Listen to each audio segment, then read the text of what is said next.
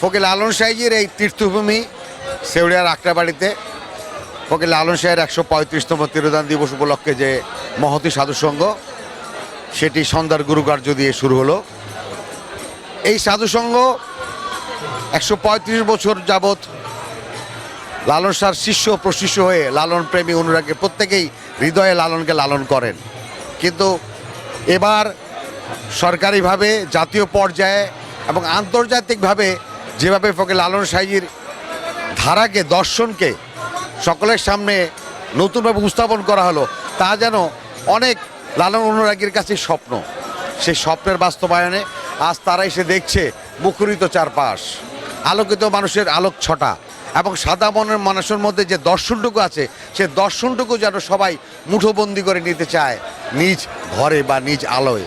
ফকির লালন সাহেবের দর্শনের ব্যাপকতার প্রসার এবং প্রসার এবং তার যে সুদূর দৃষ্টিভঙ্গি, তার উজ্জ্বল দৃষ্টান্ত হচ্ছে মানুষের মধ্যে লালন প্রেম জাগ্রত হওয়া এবং লালন দর্শনের যে গভীরতা, তার তাৎপর্যটুকু তখনই বোঝা যায় যখন আমরা দেখি ভিন্ন ভাষাভাষীর মানুষ এসেও ফকির লালন সাহেবের সেই সত্যটুকু জানান দেয় আমাদের মাঝে।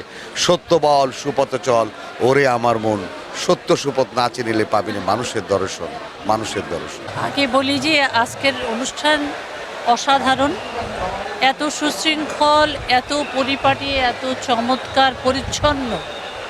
সত্যি না আসলে এটা যে আসবে না সে বুঝবে না। এবং আলোচনা অনুষ্ঠানগুলি অসাধারণ, একদম ভীষণ ব্যতিক্রম। এত পরিচ্ছন্ন অনুষ্ঠান পেয়ে মনটা বড় শান্ত, খুব ভালো লাগছে।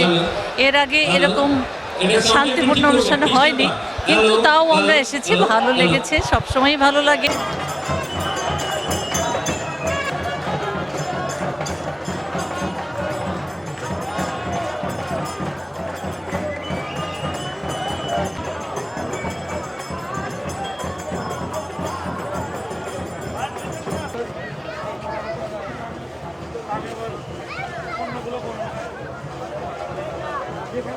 পাখা বাংলা তাই তো